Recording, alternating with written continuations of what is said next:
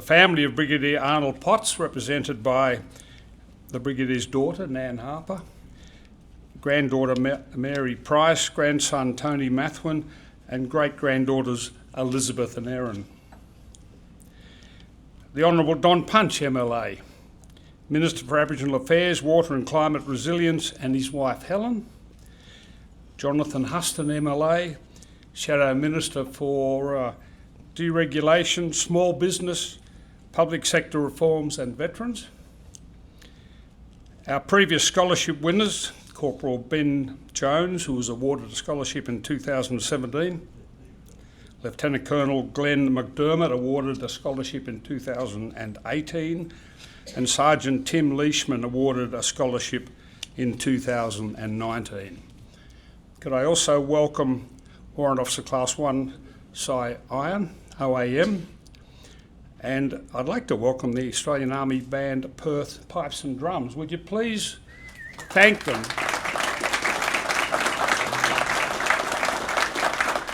for adding so much to our proceedings tonight.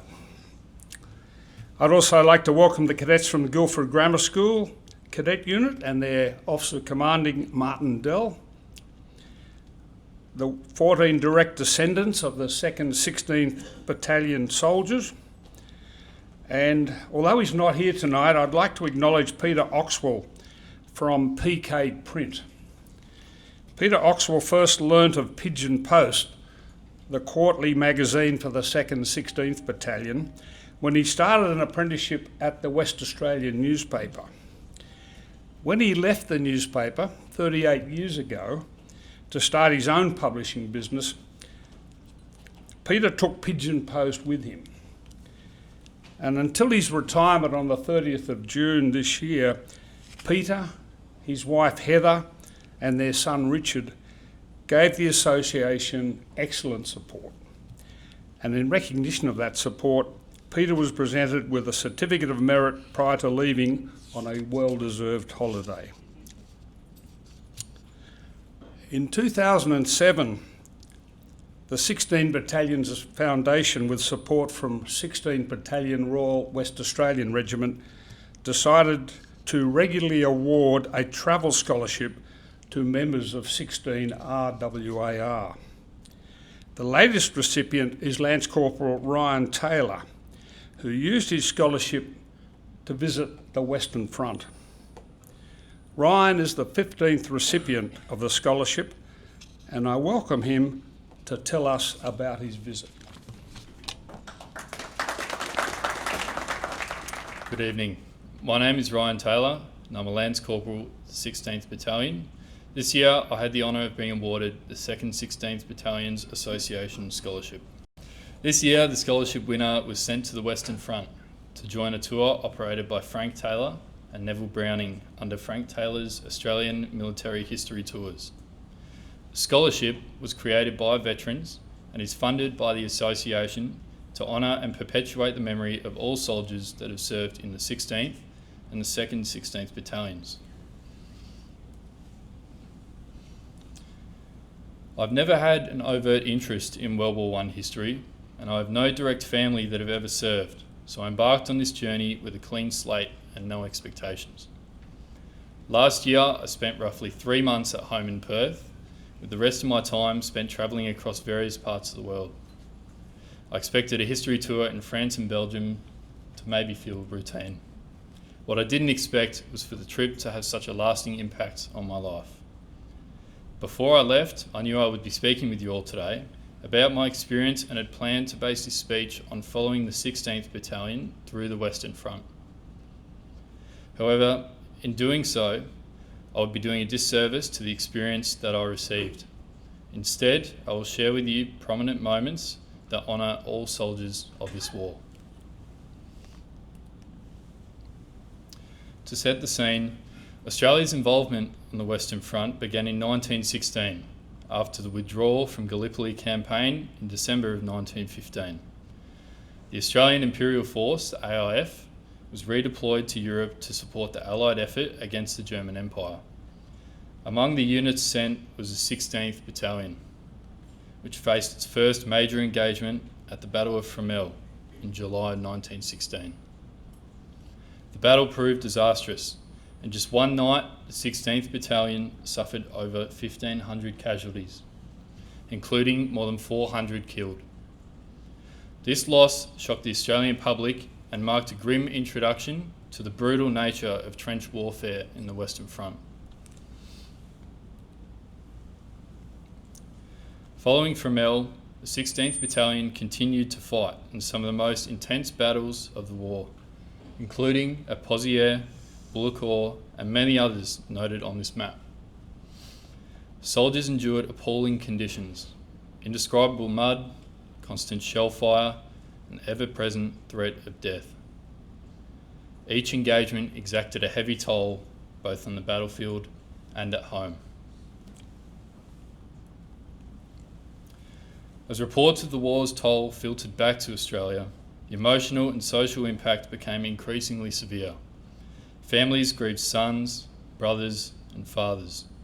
The shared trauma left a deep and lasting scar on the national psyche, one that continues to weigh heavily on countless families. Neville Browning and Frank Taylor's work serves as a powerful act of remembrance, ensuring that history is preserved and that the names, stories, and sacrifices of every soldier are never forgotten.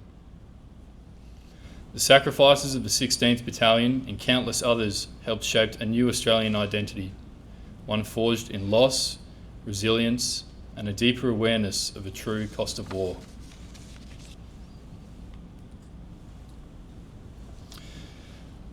Menin Gate. Myself, Brigadier Thompson, and Frank Taylor, pictured on the slide, were given the honour to lay a wreath at the Menin Gate. This is a ceremony in Belgium where the last post has been played at 8 p.m. every day, only being interrupted by World War II. This ceremony is not only important to discuss due to 16's effort in the Ypres offensive of 1917, but to draw attention to the scale of loss seen at Ypres. I came away from this trip with an understanding of the scale that is difficult to convey through words alone. It is one thing to hear the numbers, but with no terrain to appreciate, no graves to touch, and no walls to see, they are just numbers. The Menin Gate bears the names of over 50,000 soldiers, each one missing in action in Ypres between June and November of 1917. These men have no known graves, no marked resting place, and for many, their names go unnoticed on the towering gate walls. There are over 18,000 Aussie soldiers in France and Belgium with no known grave. Their only trace lies engraved on memorial walls far from home. 62,000 Australian soldiers died. That is 5.7% of the male population aged 18 to 44. 155,000 Australian soldiers were wounded, at just over 14.4% of the male population. Although the fighting occurred on a large scale, involving battalions, brigades, and entire divisions, the front lines were, at times, so close that opposing sides were within throwing distance of each other. This image from Messines, otherwise known as Hill 60, shows how close the Allied and German lines were, with myself standing on the Allied lines and the group standing on the German lines. It's nearly impossible to grasp just how close the fighting was at times, while considering the significant losses incurred for such minimal gains.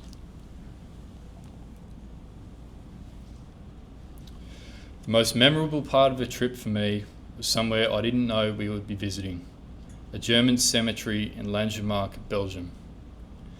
There are over 44,000 Germans buried here, with almost 25,000 buried in this mass grave.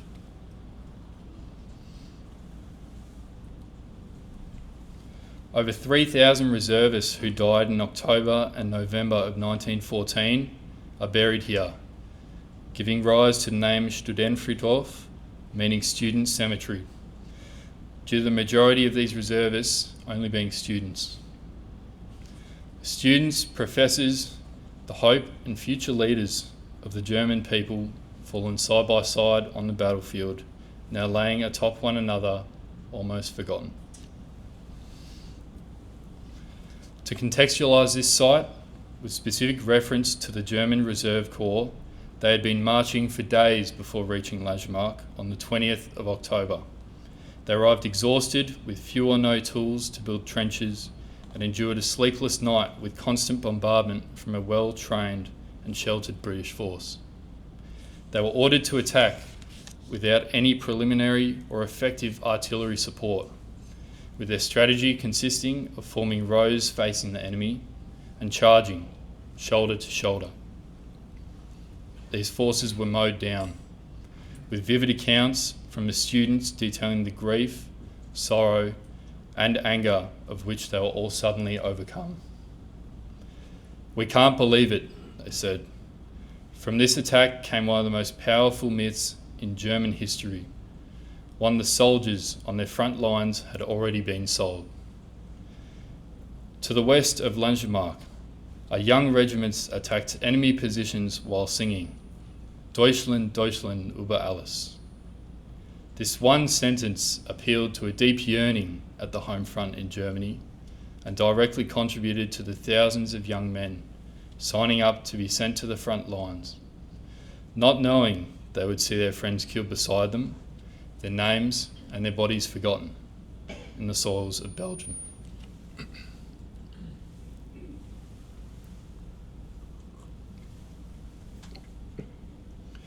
Peronne, a small town in northern France, was where we spent the last 5 days of the tour.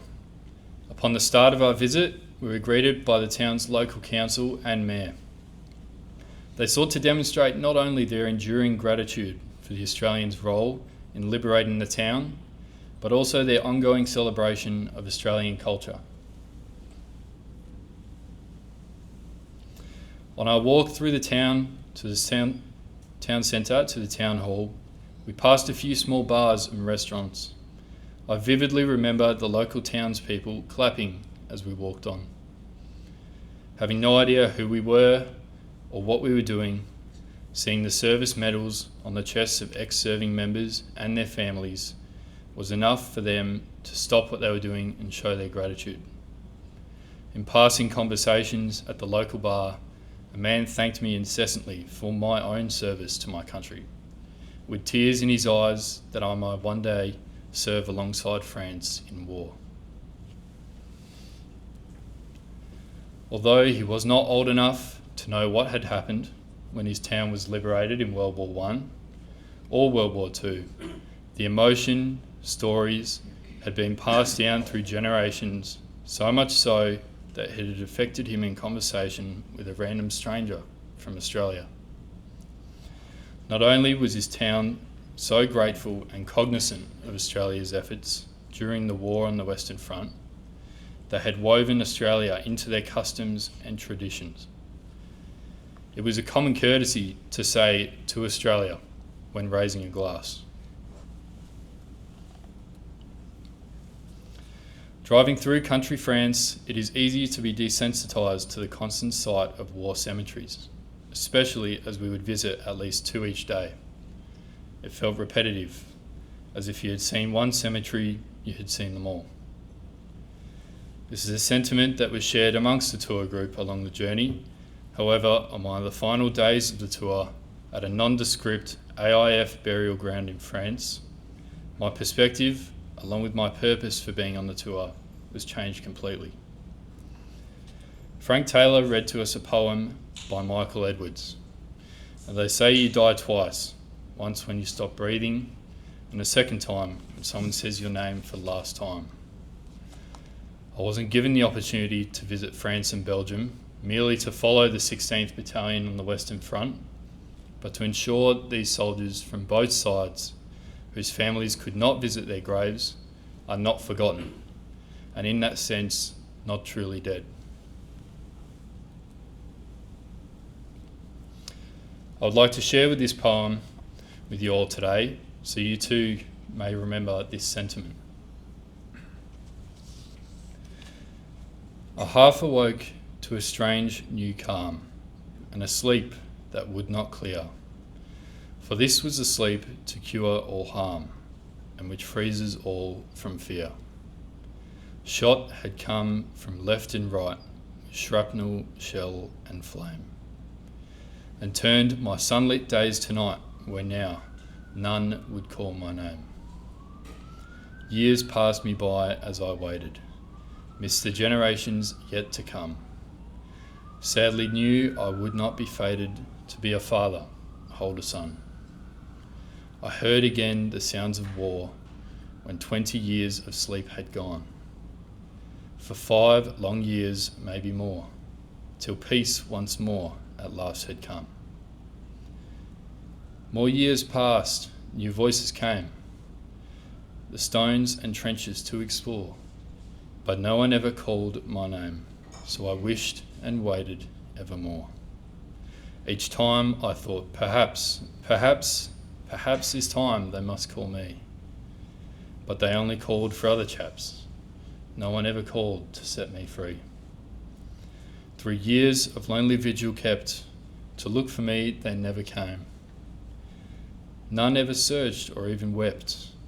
Nobody stayed to speak my name. Until that summer day I heard some voices soft and strained with tears. Then I knew that they had come to roll away those wasted years. Their hearts felt out to hold me, made me whole like other men. But they had come just to see me, drawing me back home with them. Now I am at peace and free to roam, where here my family speak my name. That day my soul was called back home, for on that day my family came. Through this scholarship, I have gained memories, experiences, and knowledge that I will continue to pass on to my unit. It has given me personally the ability to continue to honour and perpetuate the memory of all soldiers that have served in the 16th and 2nd 16th Battalions for the rest of my career. I would like to thank the Association for through this one act you have ensured the memories of these soldiers in these battalions and through the Western Front and all soldiers of this war, their lives live on. Thank you.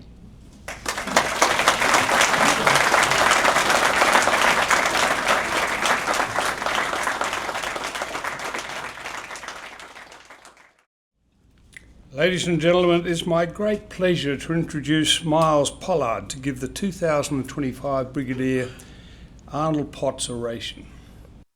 You might know Miles better as Dr. James Edmonds from Home and Away, or as Nick Ryan from the television series McLeod's Daughters. Miles's career has spanned film, television, theatre and education, including Mystery Road, X-Men Origins Wolverine, Dripped, The War That Changed Us, Danger Close, and Before Dawn. Beyond the screen, Miles has worked extensively in theatre across Australia, including starring in Theatre 180 Sydney 2 Lost and Found, a moving production about Australia's greatest naval disaster in World War II. As an educator, Miles has mentored thousands through his acting for camera workshops, creative arts initiative, and corporate communications training. He lives in Dunsborough with his wife Brigida and son Ronan, and Miles is the descendant of a veteran, and his experience as a writer, director, producer, and teacher gives him a unique perspective in bringing these important narratives to life and in honouring the past. Please welcome Miles Pollard. Thanks for coming out tonight to remember, to honour and to reflect. My name is Miles Pollard and I'm an actor. I'm a writer, I'm a director, I'm a producer, I'm a teacher, and I also facilitate communication programs. And occasionally, I have the great privilege and the great honour to step into the shoes of a lot of war heroes on stage and on television and in films. It's a lot easier than the real thing. There's no malaria, no leeches. The catering van turns up on time mostly. But I'm not here tonight in any of those roles, actually. I'm here as a grandson. I'm here as a son. And I'm here as a father of a son. And to be honest, I'm here as someone who inherited a legacy that I actually really haven't quite worked out yet. I'm still trying to work it out. And I think that this whole process of preparing for this oration has been such an honour. It's been such a privilege because, you know, I've had the chance to really look back and not just learn a lot about Australians in war, but also I've learned a lot about my grandfather, my mum's dad, and my grandmother, my mum's mother. And I've learned a lot about who I am as a person. And I've learned a lot about what I stand for and what I want to carry forward. And just a word of warning, I might get a little bit emotional tonight. I think I'm trying to work out why, but I never knew my grandfather. I knew my grandmother. I knew her briefly. She died when I was in my 20s. But I think I've experienced the echoes of their trauma in so many different ways over so many decades, in ways that I haven't even worked out yet. So it means a lot to me. It means a lot that you're all here because, like you, I too have a really, really strong connection with the 2nd 16th and to the men that gave everything and to the families that inevitably brought the war home in silence. Now, I think, Ryan, I just pressed the arrow to the right. Is that correct? Hey. Actually, let me go back. I just want to talk a little bit about Brigadier Arnold Potts, because you can't really talk about the 2nd 16th without eventually bumping into Potts. He's a figure whose name just echoes through military history, and not just because of his leadership, but also because of the way in which he was treated. He was a World War I vet. He led the 2nd 16th in the Middle East, and then he went on and he led the entire 21st Brigade for those first crucial stages of the Kokoda Track Campaign, which you all know. I'm not here to teach you any history, but it was 1942 and Japan was advancing fast, and Potts was tasked with the impossible, and that was to hold back the enemy across the brutal Owen Stanley Ranges. He had a battle-experienced force. They were hurriedly committed, they were undersupplied, and ultimately they were exhausted. And somehow, through grit and through tactical smarts and sheer force of will, he held the enemy long enough to turn the tide. And this is the thing, he didn't waste lives. He didn't grandstand. He withdrew his men when it was safe to do so. And he preserved what strength his men had. That decision saved Port Moresby. But boy, oh boy, did he pay for it. Despite doing exactly what was needed under horrific conditions, he was removed from command after the Koitaki Parade. And instead of another frontline role, he was shuffled into a posting in Darwin. Why? Well, it was pressure from above, it was politics. General Sir Thomas Blamey, keen for public victories, well, he misunderstood Potts's strategic withdrawal as a failure,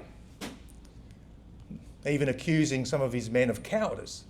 Now that is a moment that still stings even in the retelling of it. But you know what? To the men who served under him, he wasn't a coward. He was the opposite.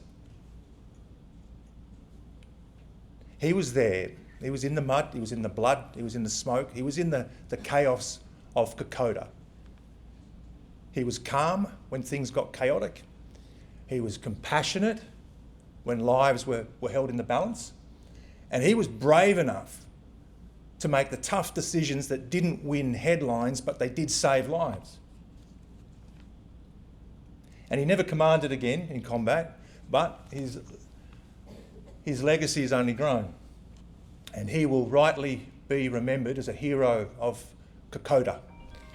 He is an example of moral courage in a war that didn't always reward it.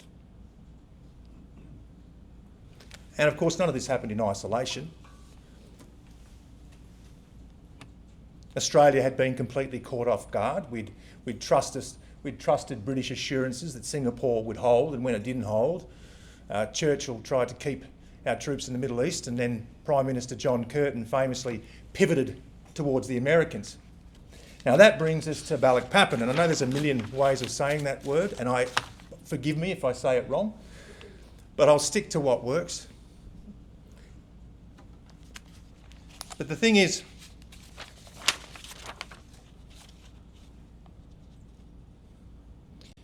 the 2nd 16th played a really crucial role in what was one of the last major ground offences of World War II. Now, the battle began in early July 1945, but it was just weeks before the bombing of Hiroshima and Nagasaki, and weeks before the Soviet invasion of Manchuria, which ultimately ended the war. So, was it necessary? Well, many historians argue that it probably wasn't, at least not strategically. I mean, by mid-1945, Japan was already on the brink of defeat. I mean, its navy was crippled, its supply lines were completely shattered, and its cities were being bombed incessantly. But General Douglas MacArthur, well, he had a promise to keep. I shall return, he famously declared after being forced out of the Philippines in 1942, and he was pretty determined to make good on that promise. So the focus shifted from defeating an already faltering enemy to reclaiming symbolic ground. So Balikpapan became part of that push. It was less about military necessity and it was more about MacArthur's legacy. Strategically, probably doubtful, but tactically, it was flawless. And this is the thing, right? Whatever the politics, the soldiers, now, they didn't get a choice. They landed under fire through oil fields, through swamps, through mangroves, through the chaos that was Kokoda, and they did their job with grit, with discipline, and with quiet strength. So, the legacy of the 2nd 16th, under Potts and beyond, well, it's not written in policy papers. It's written in mud, and it's written in blood, and it's written in the weight of what they carried.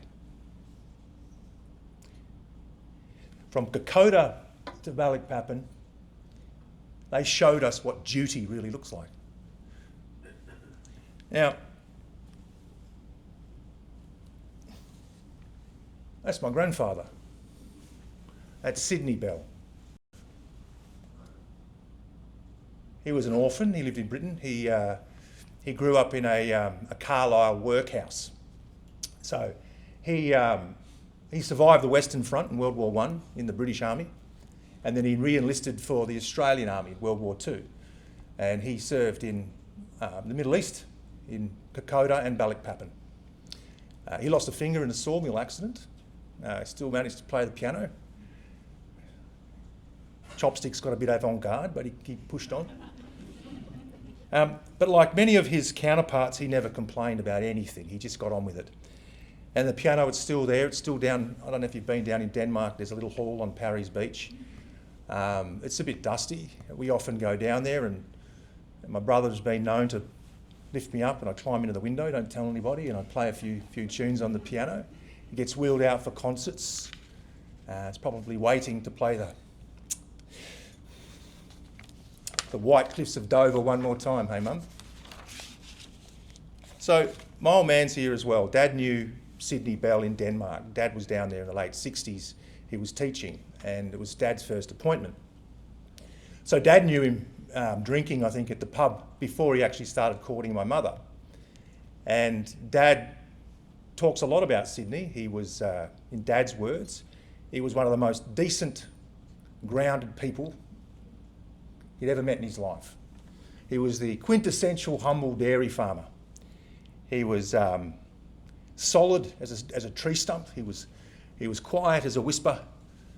And he was just one of those blokes, one of those settler soldier blokes. He came back from war, he cleared the bush, milked the cows, and he just bloody got on with it. Yeah, he's the sort of bloke that you'd follow into a storm or into a shed full of cows with diarrhoea.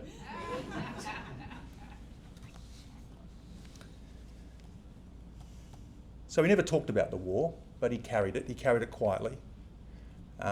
Mum said the only time that she ever saw him cry was when he would listen to the White Cliffs of Dover on the radio. And he died of cancer when Mum was 14. And that is a long time before she was capable of asking any of those really, really hard questions. And I've learnt this from preparing for tonight. And I think that silence and I think that absence has shaped my mother more than words could ever do or say. Now you might be thinking, is this a tribute to Arnold Potts or an episode of So Who Do You Think You Are with trauma? But just wheeling the couch and I've got a Medicare rebate. This is me mum, Anna Pollard Niebell. And I think it's only in recent years that she's begun to really understand the legacy that she's inherited as well.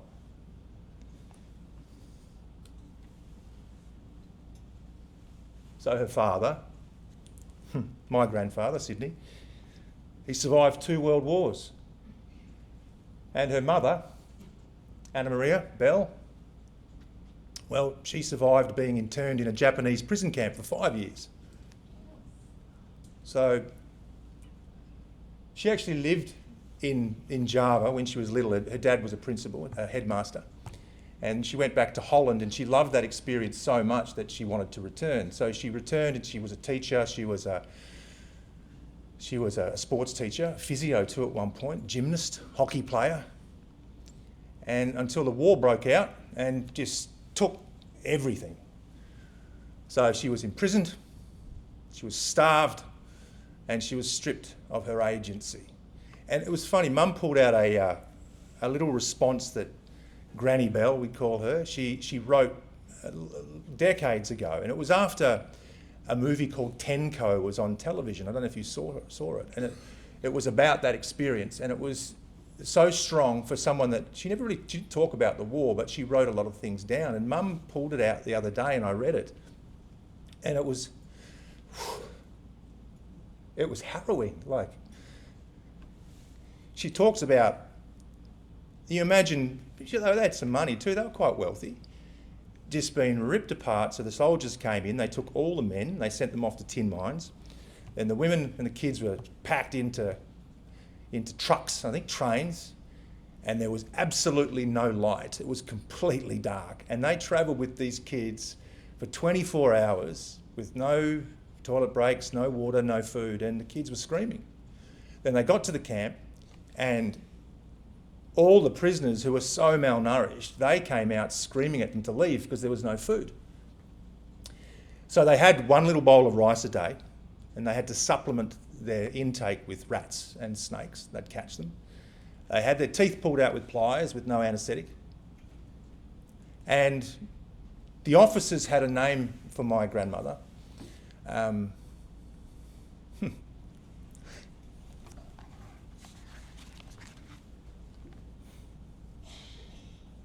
They called her their massage therapist. And it's a name that is loaded with a lot of fear, huge power dynamics, and a lot of implication. And there was no food, there was no safety. There was just survival. And she bloody survived. And she thrived. And she came home and she built a family and she married my grandfather and she built a family and she had a dairy farm and she walked every day. She didn't drink, she didn't smoke. She laughed a bit, she cried a lot. And she carried trauma like so many women of that era did. Quietly, without a fuss. Put on a bit of lippy and just get on with it. And for me as a kid, I don't remember a victim at all. I do remember as a kid a survivor. I mean, I remember her chasing me around the backyard with a woman's wooden spoon a lot. Well, let's face it, I was a bit of a shit, so she probably should have upgraded to a cricket bat. And I remember one moment that stuck out was when Simone, my sister, she had a Japanese boyfriend. And my Granny Belle, she couldn't accept that at all. And at the time, I just thought she was being difficult.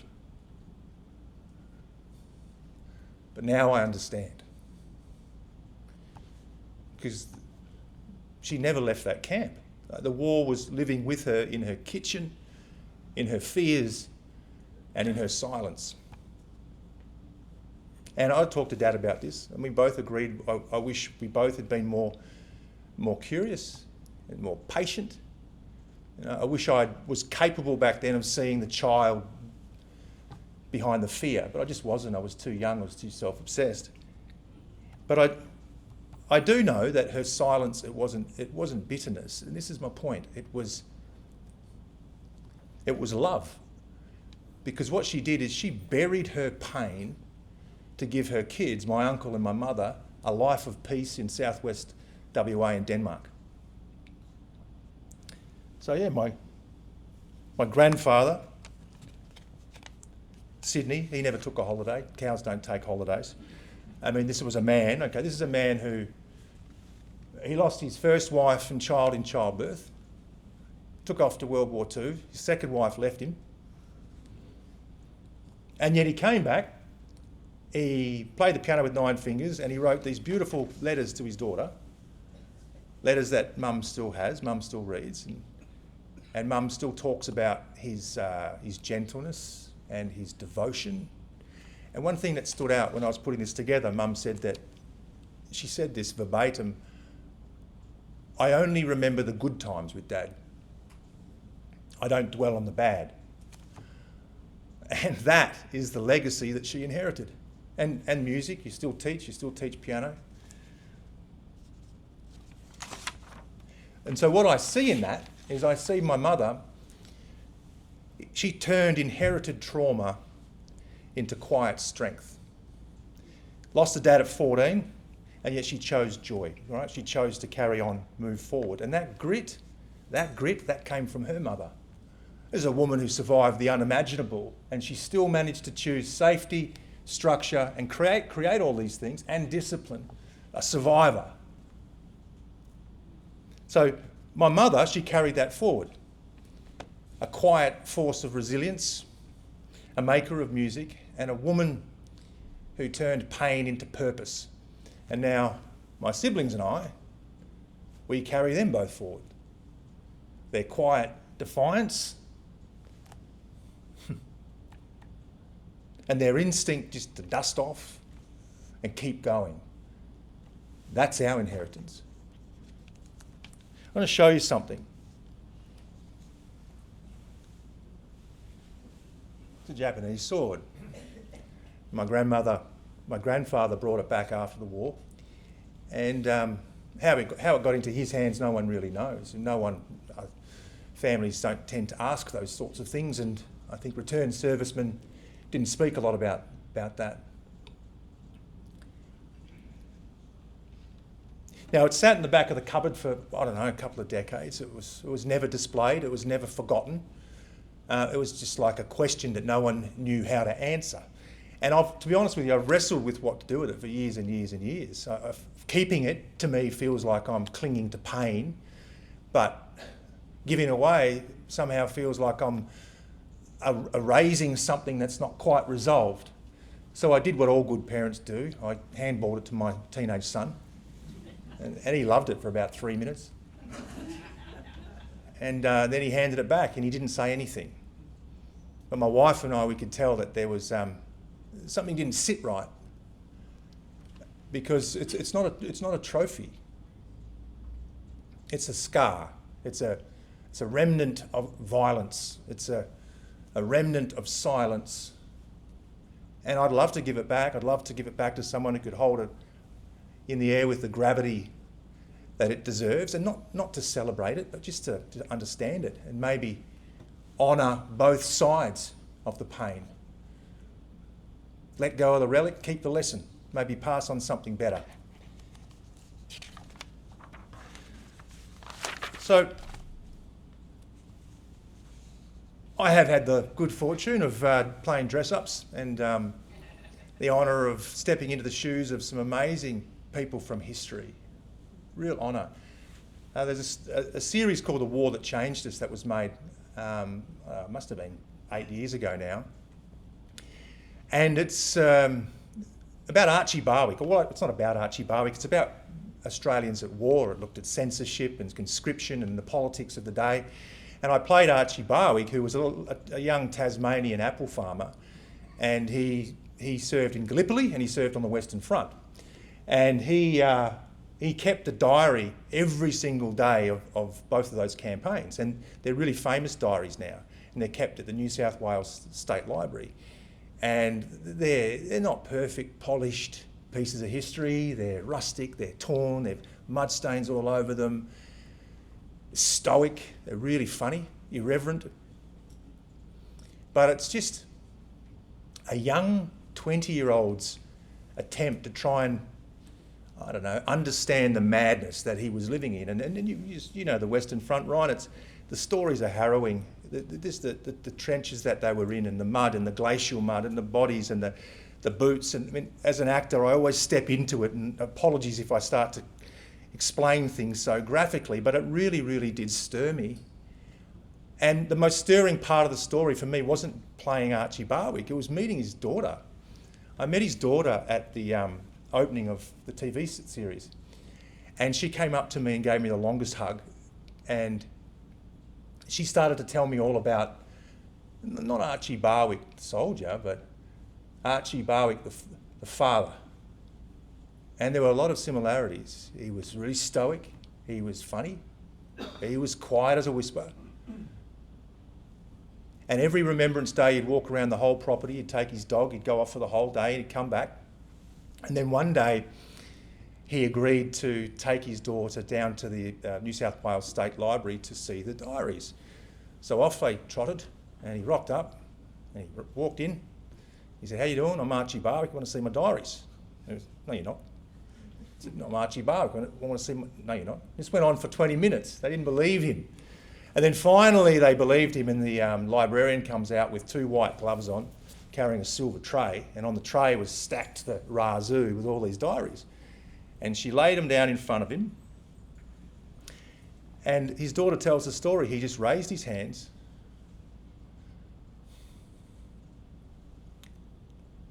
just over the mud stains and the blood stains, for what seemed like an eternity, and he sobbed. And that was the first time she'd ever seen her father cry. And she said to me, we were both sobbing, she said, it was almost as if he was reliving every word, every sentence, every paragraph, every page of those campaigns in that one moment. And that was a privilege for me, to be there and share that with her. I had a crack at Long Tan. That was fun. Danger close. I played Flight Lieutenant Frank Riley. He was this rogue. He was this cheeky bugger.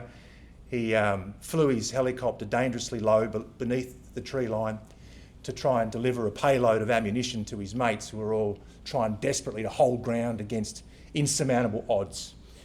And they did it with grit, with mateship, and with this steely resolve. And there were a lot of things that I loved about that production. The best thing, again, was meeting the real vets. So they all turned up one day at lunch, and I met Harry Smith, who's since passed. I met Dave Sabin. I met Jeff Kendall, who's since passed, and Bob Buick. And there was a couple of things that I noticed about them. Firstly, they were men of real quiet authority. Right? They didn't say much, but they carried history in their eyes. They had so much gravitas. And the second thing I noticed was that, God, they were bloody short. They're about this big. Right? Maybe it's because I'm a jolly giant, but that was one of the highlights of my life, was meeting those guys. And just, they're the sort of blokes, they were so tough. And you just tell, just the weight of their lived experience was mesmerising. I also think the disadvantage of being tall as an actor came to play when I had to play a helicopter pilot. So they had me suspended in the air on a 20-foot crane in the shell of a helo. You imagine me sitting there confined in this little helo, and I'm having to pretend that artillery was hitting me and pretend to be talking to people on the two-way. I had no toilet breaks. I couldn't go to the catering van, sacrilegious. And I just had to sit there for 2 weeks in this helo while everyone else was on the ground, like Travis Fimmel from Vikings and Richard Roxburgh from Moulin Rouge and Luke Bracey. They're all playing soldiers on the ground in the jungle shooting blanks, and I'm stuck in the bloody helo like this. So I did feel like I got the short straw. I had a crack at Sydney 2, Lost and Found, which was mentioned a minute ago, and this was a different kind of war story. It wasn't about victories. It was about longing. It was essentially about the HMAS Sydney 2, which was sunk off the coast of Shark Bay by a German raider, the Cormoran. All 645 lives were completely lost, and you could imagine the hole that left in society in Perth, in WA, when news got out that 645 young lives were taken. And that was a part of the story. And it was also the finding of the wreck, which brought closure to a lot of the families. But again, the most inspiring part of that project was meeting all the relatives. And I remember going and doing the tour, the theatre show, and we went to towns all around Western Australia, from Northam and York and Beverley, and went all the way down to Esperance and Albany and Denmark. And every single show, someone would come up to me with a shoebox, and it was filled with photos, and it was filled with anecdotes and poetry and things like that. And the common theme was that the play had given a lot of these families closure. Just the weight of the stories and the weight of the loss and not understanding what had happened was a big load for these people to carry for so many years. And it's just amazing to see how firsthand how a play can actually provide real people with closure. And then there was Before Dawn. And Before Dawn, it was a pretty gutsy project. The young director, producer, he had the tenacity to go and get a mate to dig kilometres and kilometres of trenches in Esperance in the middle of winter, and create to perfect World War I specifications, all the trenches with all the parapets, with all the timber and everything, same depth. And we were ready to go, and then COVID kicked in. So we had to wait for 18 months. And when we came back, it was no longer a set. It was an absolute biohazard. There were rats, there were spiders, the whole trenches were filled with enough mud to start a rice farm. And it was stagnant, there was no movement, so it was thick and slushy. And I'm telling you, the novelty wore off pretty fast. The novelty of, I'm going to go and do a movie down in Esperance, this should be fun. Suddenly at 2 o'clock in the morning, in the middle of winter, under a rain machine, and I'm wearing these woolen tunics that were like sandpaper sacks, carrying rifles and carrying bags and traipsing through knee-high mud with shoes that had holes in them, right? And we did it for 5 weeks. For 5 weeks, we had warm clothes, we had a fire on set, we had beautiful hot dinners, we had cold beer at the end of the day, we had whiskey if we wanted it. And the real men, they did it for years, and they did it, we had no one chasing us, we had no bullets firing, no one died, and they did it for us. And I think that's why these stories really matter. It's not so that we can, try and pretend that we know exactly what they went through. I think it's so we can just feel it, just for a bit, just for a flicker. Then we get to pack up, we get to clean up, and we get to go home and carry those stories forward. As philosopher and poet George Santayana once said, "Those who cannot remember the past are condemned to repeat it." And I'm not going to stand on my soapbox too much longer, but I want to make a point. So in 1942, Australia was completely caught off guard. Our vast coastline suddenly felt exposed. Darwin was bombed, Broome was attacked, and help seemed a long, long way away. And suddenly, the war wasn't over there anymore, it was here, it was at our doorstep. 1945, Balikpapan. 2nd, 16th were there, they were advancing under heavy fire in what was a campaign that's still debated by historians, but hindsight is a privilege that soldiers don't get. Because when the order comes, you carry it. You carry it out with courage, you carry it out with competence, and you carry it out with unwavering resolve. So the men at Balikpapan, they didn't sit around and debate geopolitics. They didn't choose the mission. They executed it with precision, with honour, and with the quiet professionalism that defines the Australian Armed Forces to this very day. So, if Balikpapan holds any caution, it ain't about the men. It's about the moment. It's about how war and strategy and politics, they don't always align.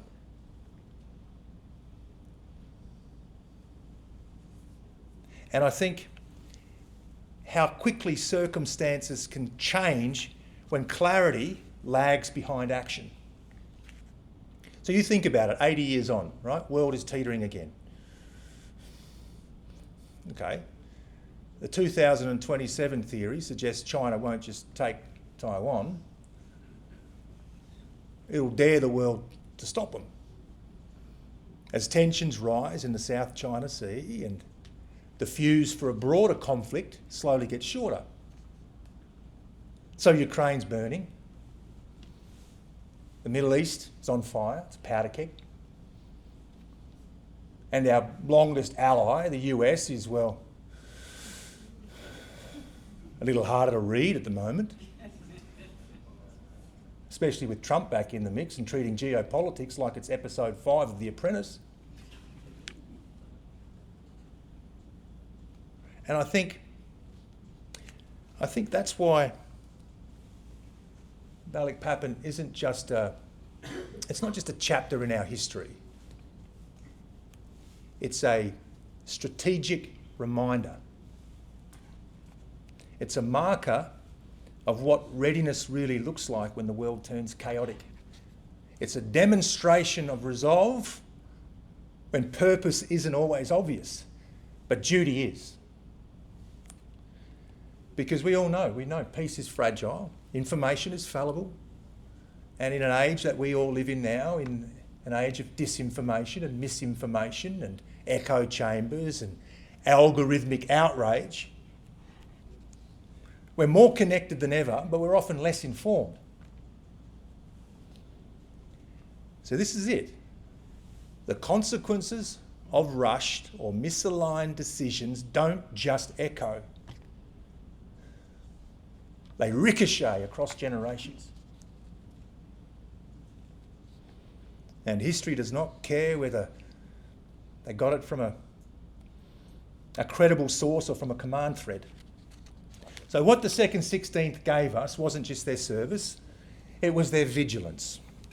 It's the kind of vigilance that doesn't flinch in uncertainty. It's the kind that questions, it thinks, and it prepares before the siren sounds. And they showed us what it means to be ready when no one else is. to hold the line in mud and blood and smoke, even when the why isn't yet clear. So remembering them, that's not nostalgia. It's strategy. It's how we stay awake. It's how we make sure that lessons written in blood aren't lost in comfort. So, what did Brigadier Potts really stand for? Well, he stood by his men. He led from the front. And when military politics turned on him, he remained quiet, not out of weakness, but because he knew where real honour lives. It's not always loud, doesn't always come with medals. And sometimes it's simple. It's about standing by your mates when it can cost you everything. So he didn't get to choose how history would remember him, but he did get to choose how to lead. And that's the legacy we carry forward. Yeah, my grandmother, she couldn't make peace with the Japanese, and maybe she didn't need to make peace. Maybe survival was just enough. But maybe because of her, I can try. You know, it's weird. My teenage son could feel it. He could feel it, the unspoken heaviness of it all. So if he can feel it without words, I don't know, maybe it's our job to name it, to reckon with it and to pass it forward, to pass forward something that's lighter than silence. Because legacy isn't just what we inherit, it's what we choose to carry forward, and it's what we're brave enough to lay down. So when I think of Potts and the second 16th, and I think of my grandfather, my grandmother, I think of my mother, I don't just see grief, I see humour, I see honour, I see music, and I see strength, and I see love. Because the most powerful stories, the ones that really, really stay with us, they're not about war, they're about humanity. So I'm going to try and leave you with a line from a poem that was found in my grandfather's diary. He didn't write it, but we don't really know who did. It's called Bouquet of Memory. Every flower a memory, reflushed by dews of tears. Lovelier and dearer with the passing of the years. I love you, Mum. Thank you for remembering, and thank you for being a part of this story.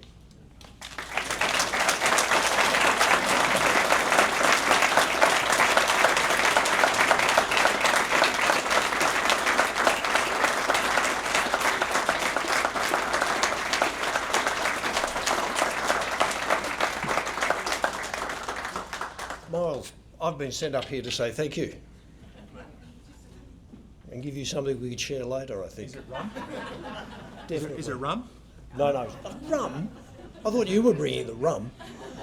Ladies and gentlemen, Peter Norris, Secretary of the 2nd 16th Battalion Association. Our orations in the last couple of years have taken a different direction. Partly because we've run out of veterans. Almost, sorry Jim, if you'd pass it on. Miles' story is about his personal experience of what it's meant to him, as it has to, I think, everybody in this room in some form or another.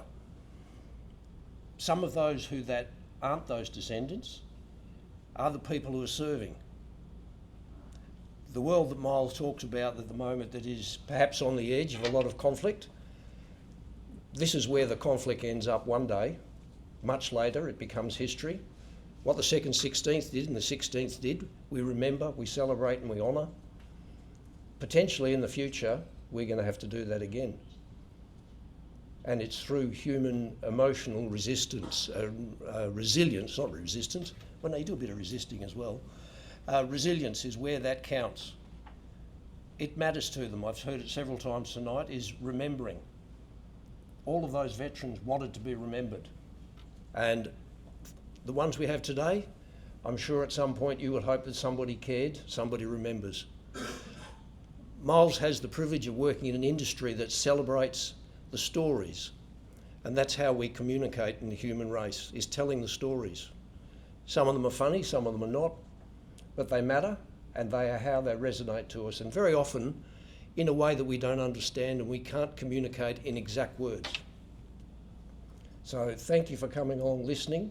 Miles especially, please come and shake my hand and I'll give you this bottle temporarily. Thank you very much.